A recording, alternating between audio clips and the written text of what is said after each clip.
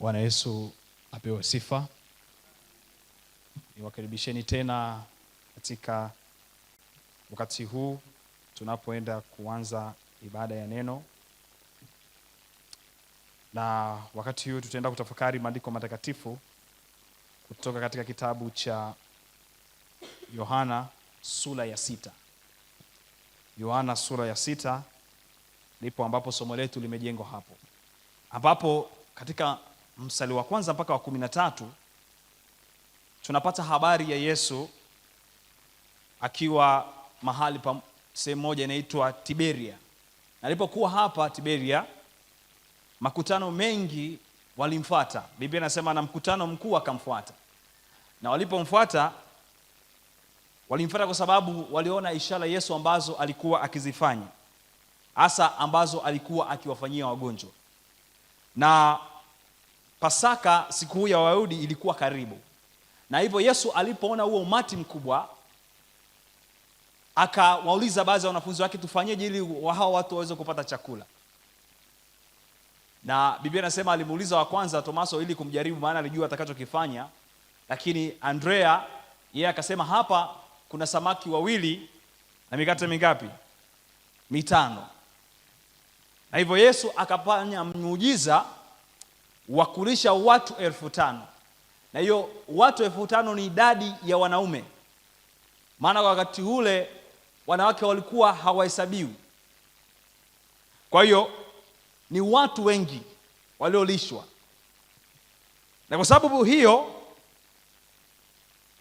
Biblia inatuambia kwamba mstari wa 14 sasa, basi watu wale walipoona ishara aliyoifanya walisema, hakika huyu ni nabii yule ajaye ulimwenguni.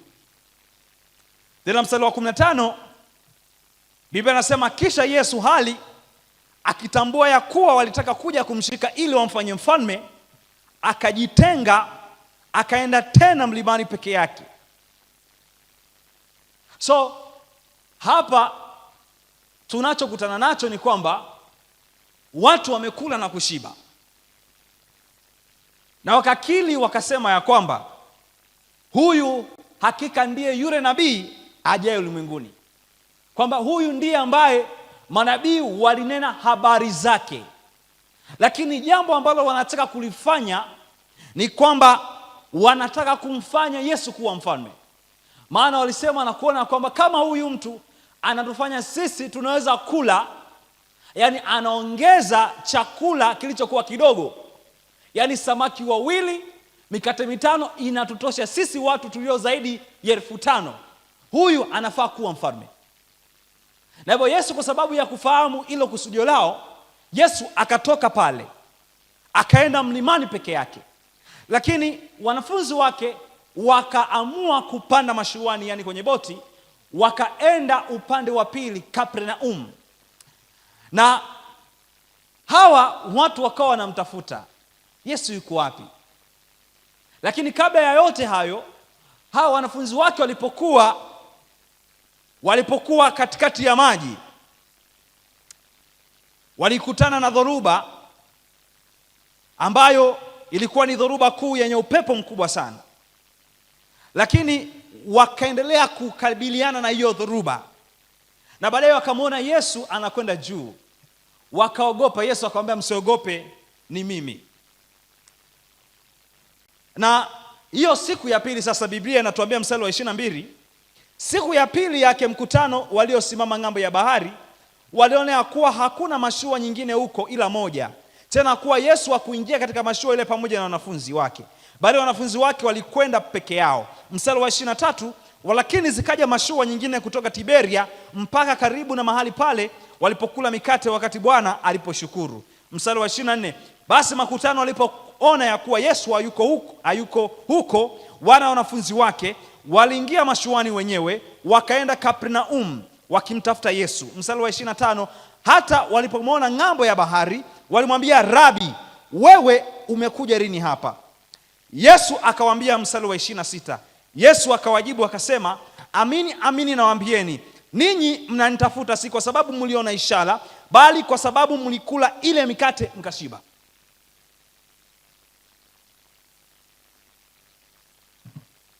Swali jioni ya leo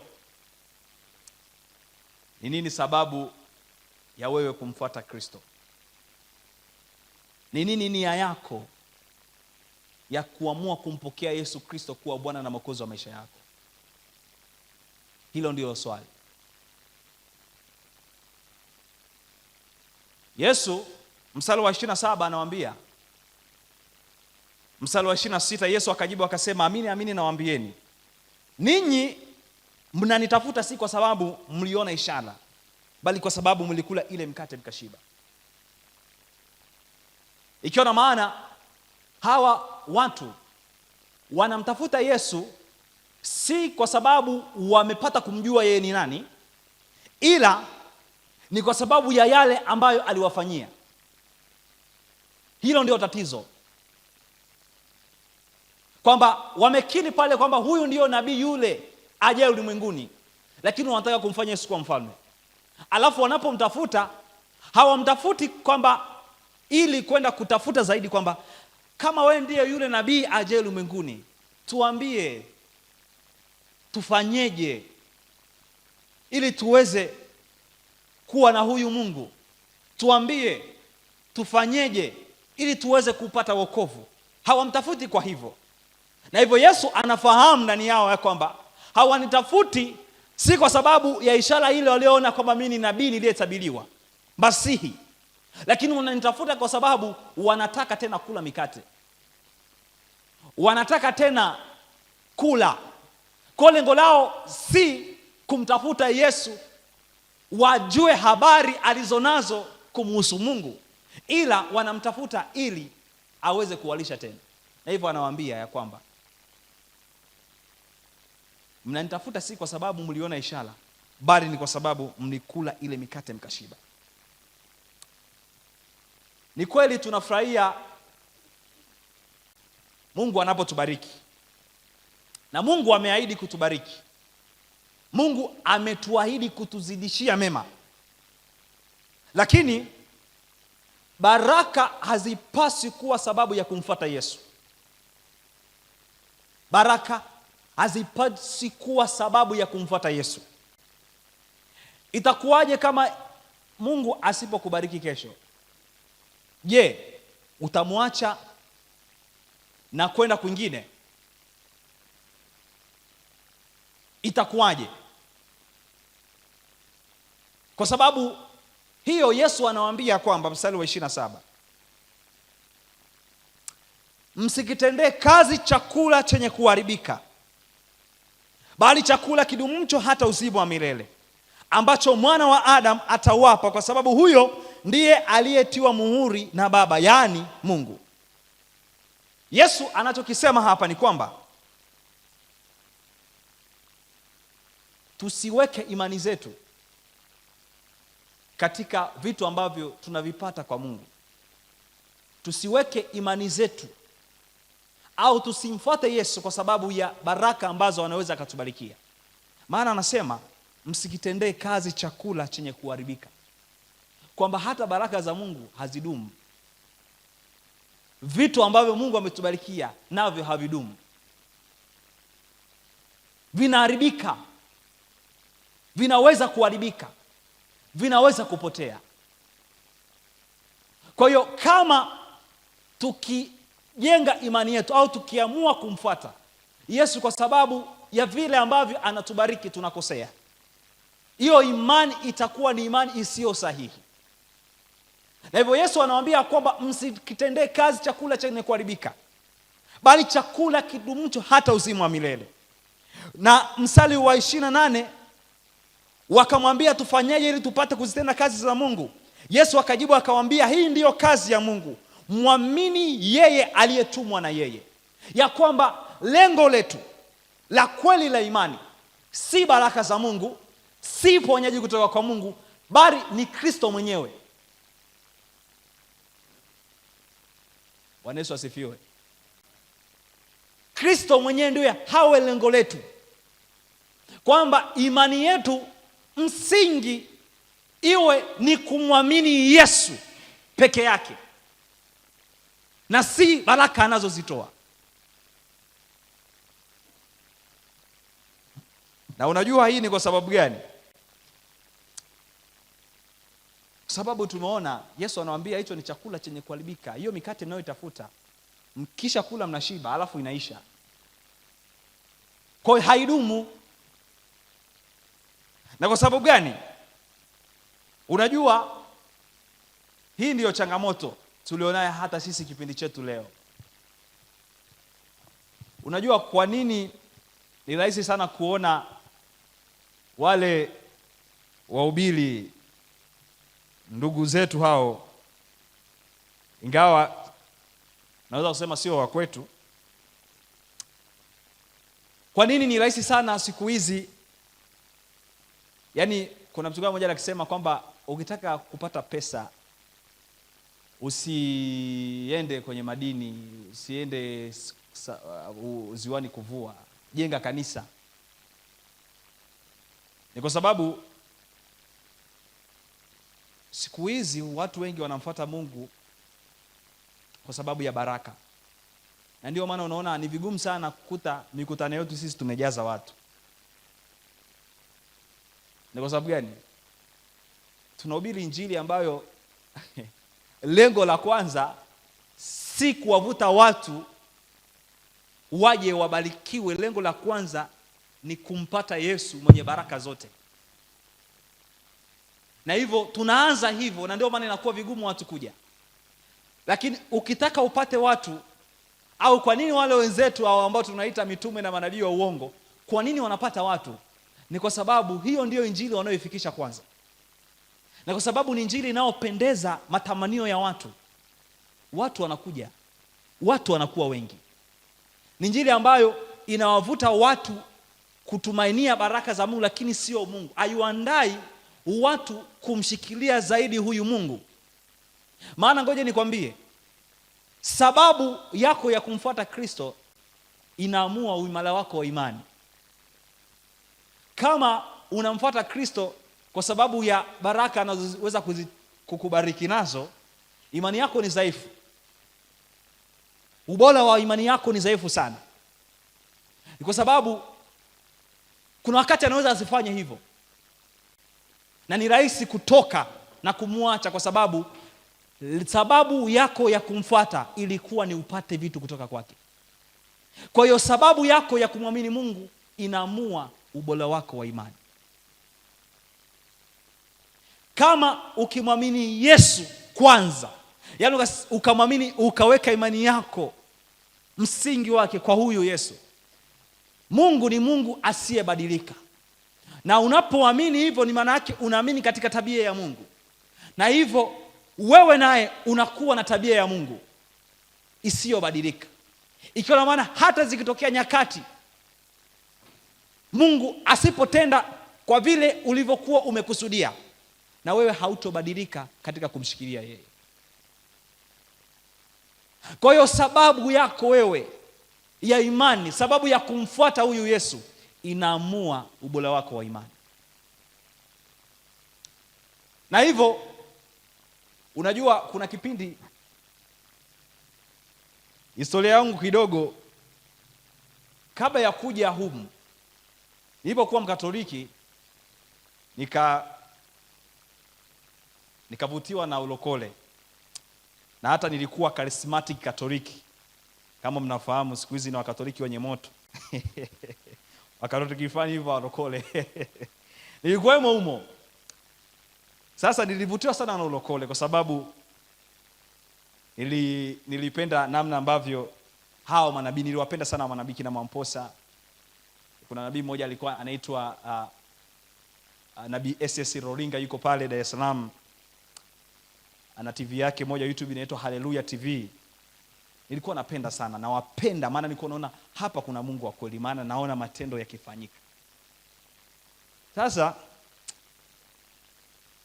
yaani Mungu asinge niita huko, ningekuwa huko. Watu wa Mungu, ningekula hela zenu Lakini sasa cha ajabu, kitu ambacho kuna wakati nilipokuwa nikiendelea kujifunza kilinishangaza. Wakati huo bado, sasa hapo wakati huo naanza kutafuta ukweli. Sasa kitu ambacho kilinishangaza ni kwamba kuna siku moja nikatumia message Facebook, Hiyo message ikaniambia ya kwamba huyo aliyenitumia alikuwa ni mganga. Nadhani alikuwa kama so mgana, ni Mnigeria. Na alikuwa alivyotumia, nilienda nikaangalia alivyo profile yake vizuri. Alikuwa ni mganga ambaye sio kama waganga wetu hawa wenye njaa. Ni mganga yani ni mganga kweli kweli, yani mganga wa kisasa. Ana pesa kweli kweli. Anapiga pesa na picha na mapesa hapo ameyashika. Sasa anaorodhesha orodha ya vitu anavyovitoa, huduma anazozitoa. Moja wapo kati ya orodha ilikuwa ni church power. Nguvu, yani church power maana yake nguvu ya kutenda miujiza. Sasa nikajiuliza, yani mganga leo anatoa nguvu ya kutenda miujiza? Nilishangaa sana. Nilipokuwa nikijifunza nikapata kuweza kutambua ukweli na siri ya watu wale. Hao manabii. Wale watu wana nguvu ya giza isiyokuwa ya kawaida. Na wanatenda mbio, maana Biblia inasema kwamba shetani ana uwezo wa kufanya hivi. Kwa hiyo hata mganga, nikashangaa kwamba mganga naye anatoa nguvu ya nini? Ya kanisa. Yaani nguvu ya kutenda miujiza. Nikasema aisee, kumbe tumepigwa kinoma. Kwa hiyo watu sasa hivi wanapenda vitu kama hivi. Na ni vigumu kuwatoa.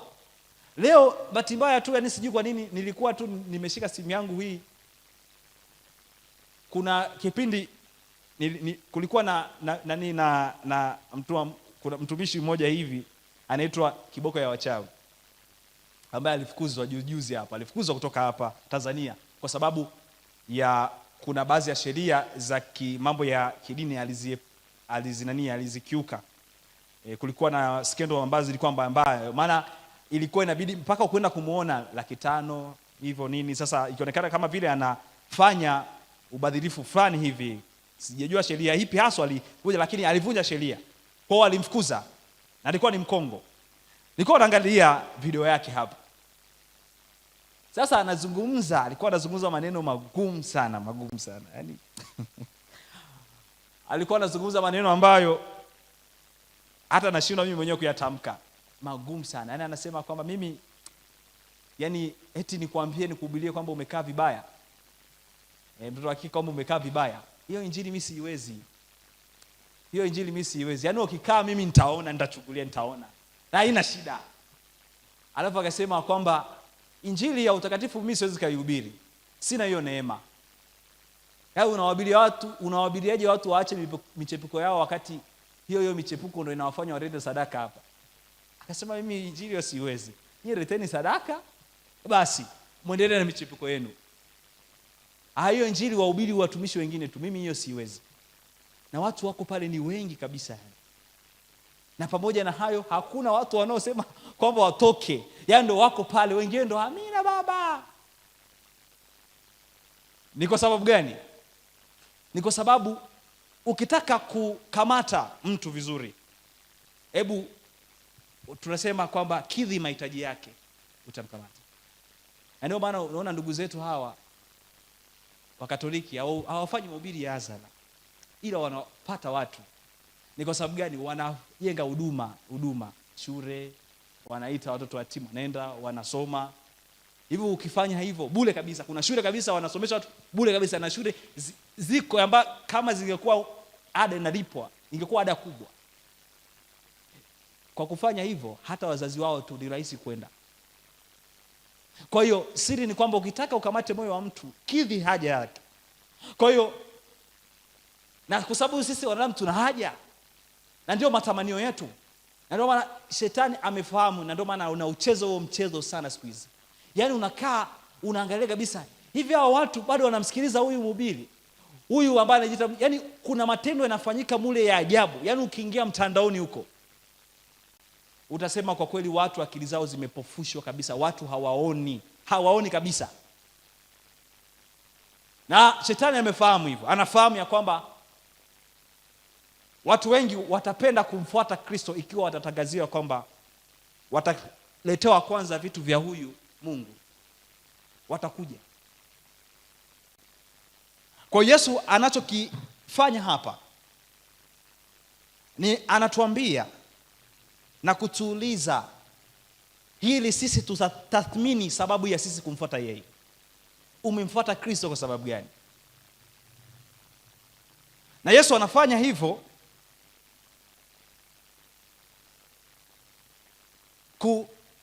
kutueleza jambo hili ya kwamba imani yako iko wapi? Iko kwa Kristo au kwa yale yanayoweza kufanyia?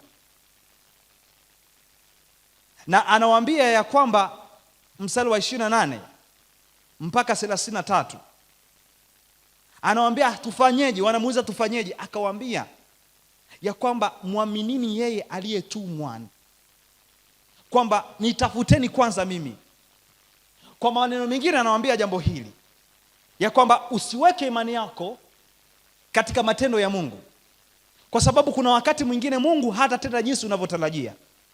Hii haimaanishi kwamba Mungu si mwaminifu au kwamba Mungu si wa kutegemewa, bali ni kwamba makusudi yake ni makubwa kuliko mtazamo wetu mdogo,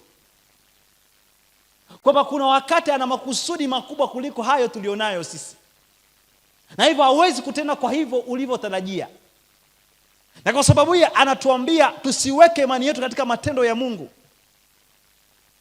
na anapoendelea hivyo anatupatia mtazamo mwingine ya kwamba Mungu lengo lake hili au Yesu kufanya hivi na kuambia watu hawa ni kubadilisha nia zao au sababu ya imani yao kutoka kutegemea vitu hadi kumtegemea Mungu na tabia yake. Kwa sababu vitu ni vya muda mfupi, nimesema vinabadilika. Hivi tafakari. Sasa mambo yanatokea, siku na watu wamepata hasara ya mali walizokuwa nazo, si ni kweli jamani? Vitu vya muda vinaharibika hivyo. Unajua ninapoangalia taarifa habari naona kule Gaza palipoharibika ni magofu. Alafu yani ukiangalia wale watu wamejenga mijengo, lakini ile vita imeharibu kabisa kila kitu, yani ni magofu yani kabisa. Sisi tunaweza tusipitie hali hiyo, lakini zinatokea. Tuna watu ambao vitu labda kaungua, biashara yake ikaungua, labda fedha alizonazo zikapotea, kazi alionayo akapoteza. Mambo haya yanatokea. Na kama uliweka imani yako kwa sababu ya kutaka vitu tu kutoka kwa Mungu, hivyo vikiondoka na kuharibika, na wewe nayo unaondoka navyo. Ndio maana nikamwambia, kwa nini unadhani watu ni rahisi kujinyonga anapokuwa labda mpitia sala fulani au anapokuwa amehuzunishwa na kitu fulani? Ni kwa sababu gani? Kwa sababu unaona taarifa habari, kuna mtu unakuta, kwa mfano kuna mtu mwingine niliona alikuwa anadaiwa 5,000 tu, lakini akaamua kujinyonga. 5,000 akaamua kujinyonga.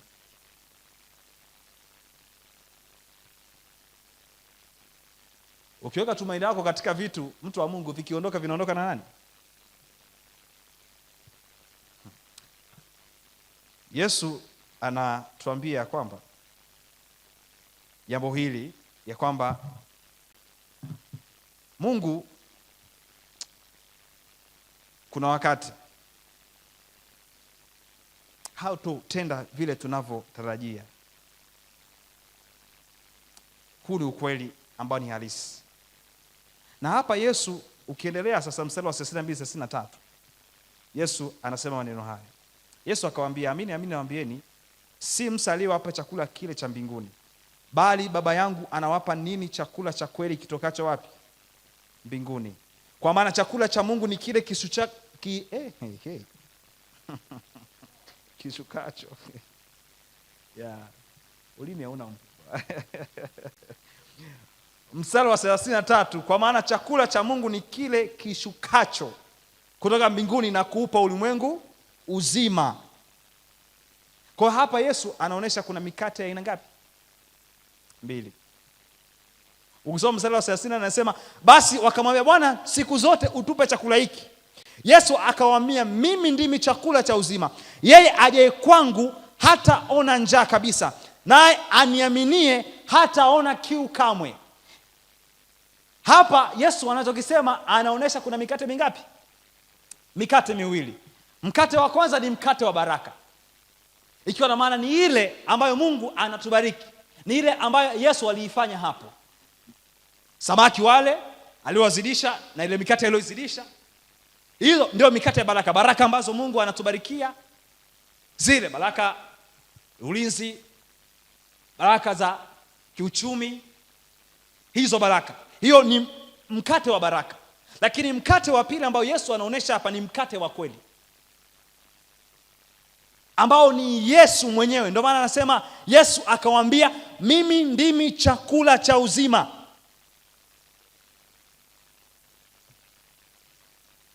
Jambo kuhusu hii mikate ni kwamba yote inatoka sehemu moja, lakini mkate wa baraka ni mkate wa muda tu, ambao hatujaitwa tushibishwe nao, bali tumeitwa kwamba tunapopokea huu mkate utusaidie kutamani zaidi mkate wa kweli.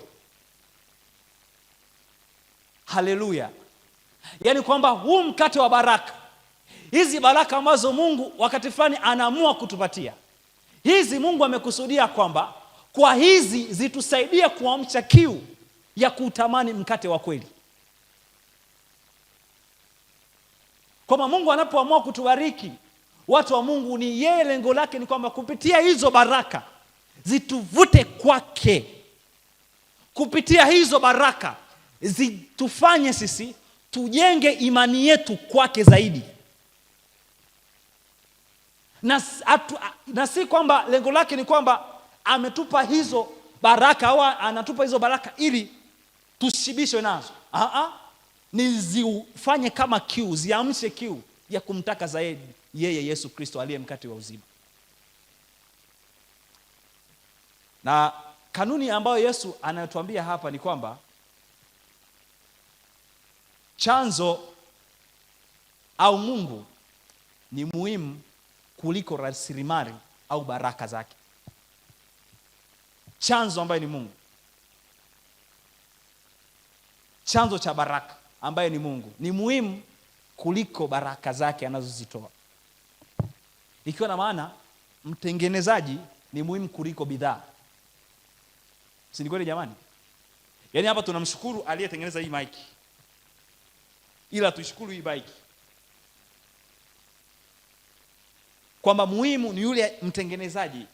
Maana kama yeye asipokuwa hapo, hivi vingine havifanyeje? Havipo, haviwezi kuzalishwa. Kwa kitu ambacho Yesu hapa anakionyesha kwamba Mungu aliye chanzo ni muhimu kuliko rasilimali au baraka ambazo anazitoa. Ni muhimu. Mtengenezaji ni muhimu kuliko bidhaa. Na kitu ambacho Yesu anatuonyesha kwamba katika ufalme wa Mungu, jambo la msingi si kiasi cha imani ulionayo, bali ni mahali wapi ambapo umeiweka imani yako. Katika ufalme wa Mungu, jambo la msingi si kiwango cha imani ulichonacho, ila swali la kwanza ni kwamba imani yako umeiweka mahali wapi? Umeiweka kwa nani? Umeiweka kwa Mungu au kwa vitu vyake? Nini kinakufanya uendelee kumfuata Kristo? Na hivyo hili tupelekea katika maswali haya ya kwamba, je, unamfuata Yesu Kristo au unafuata ishara, miujiza na mafanikio? Hilo ni swali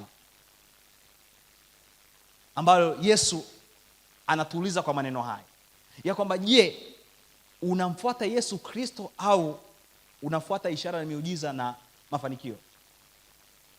Swali la pili, je, imani yako iko kwa Yesu Kristo ambaye ndiye mkate wa uzima, au unaridhika tu na mkate wa baraka? Kuna watu tumeridhika tulipopokea hizo baraka Mungu alizotupa, na kwa sababu hiyo hata tukamwacha Mungu. Kwa sababu unapoona watu wa hivyo kwamba mtu Mungu alibariki alafu sasa hivi ibada yake haieleweki, ni kwa sababu lengo lake lilikuwa ni kwanza vitu. Kwa hiyo hapa swali linauliza, je, imani yako iko kwa Yesu Kristo ambaye ndiye mkate wa uzima, au unaridhika tu na mkate wa baraka? Swali lingine, je, unatafuta kuridhisha roho yako, au unajaribu tu kujaza tumbo lako? Kumtafuta Yesu kwako ni kuridhisha roho yako au kujaza tumbo? Ndicho ambacho Yesu akawa anauliza hapa, kwamba nyinyi mmenifuata sio kwamba mnatamani kuyajua mapenzi ya Mungu, mnatamani kujua kile ambacho Mungu amenituma kuja kukifanya, ila mnatafuta ili kufanyaje? Kujaza matumbo.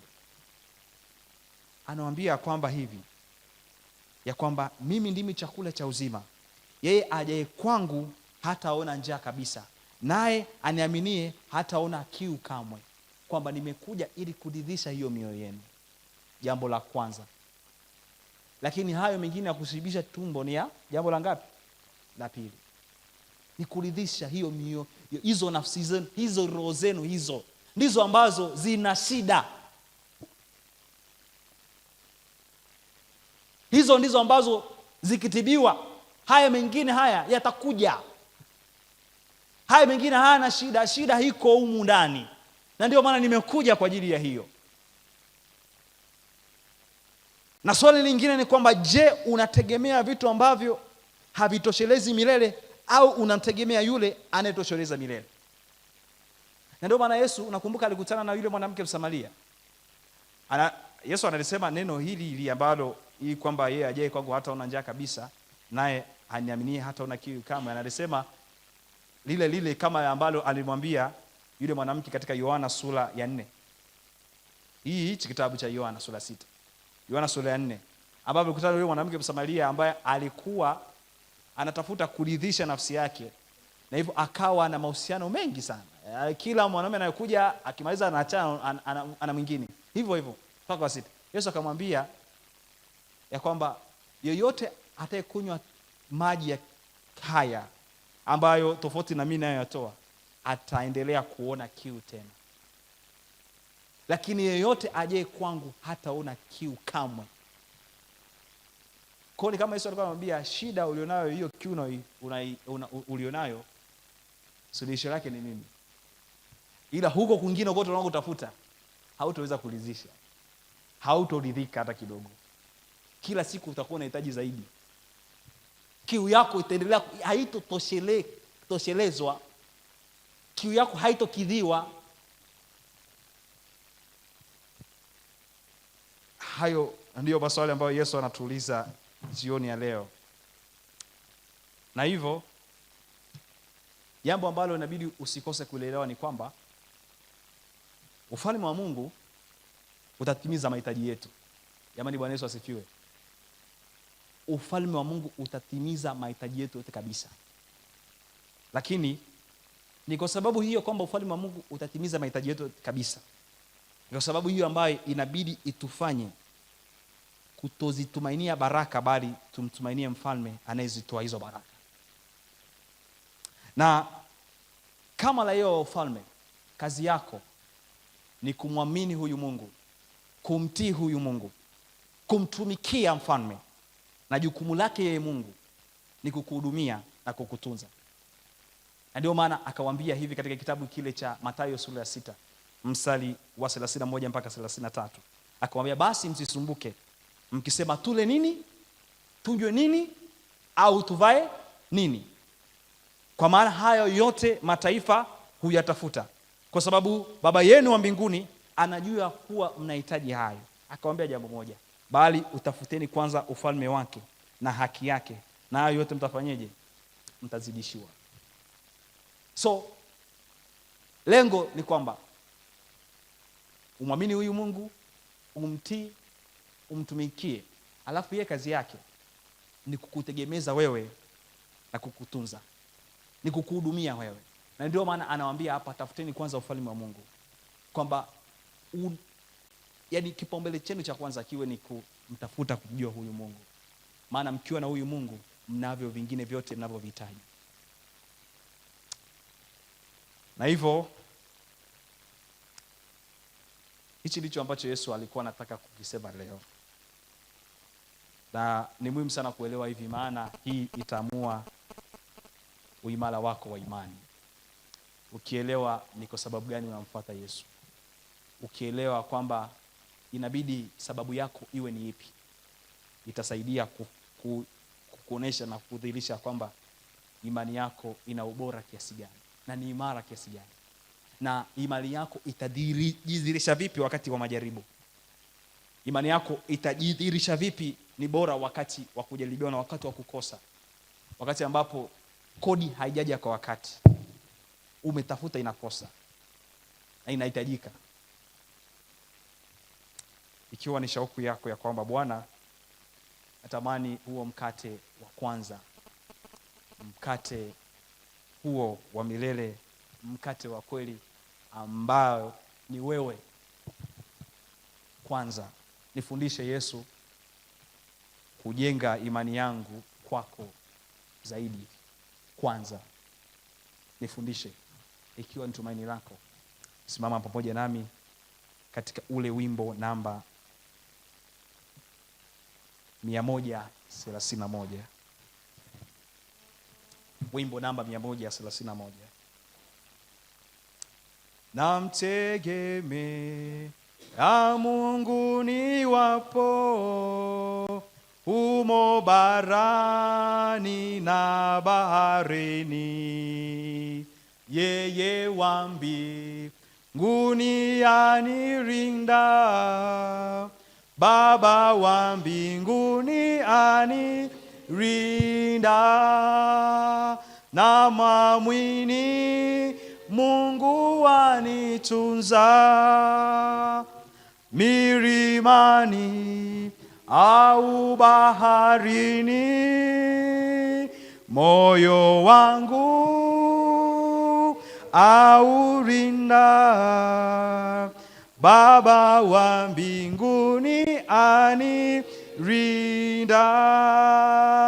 la waridi arinawirisha, na uyotai juu angani, na mikweli anirinda, Baba wa mbinguni anirinda, na mwamini Mungu anitunza, milimani au baharini, moyo wangu aurinda, Baba wa mbinguni anirinda, tunduni mwa simba na mwamini, kwenye vita ama gerezani, motoni na furikoni, Baba wa mbinguni anirinda, na mwamini Mungu anitunza, milimani au baharini, moyo wangu aurinda, Baba wa mbinguni anirinda. Tuje mbele. Bondeni mwa giza na upweke, mchunga wangu yu anirinda, kwa upole aniongoza, Baba wa mbinguni anirinda, na mwamini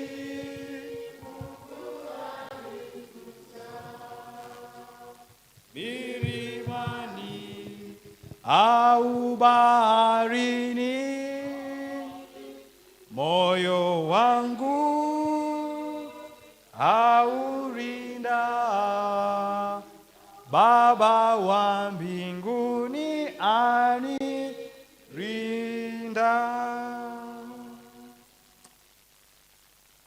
Kazi yetu ni kumtumaini huyu Mungu, kumtii na kumtumikia, na jukumu lake ni kutuhudumia na kututunza.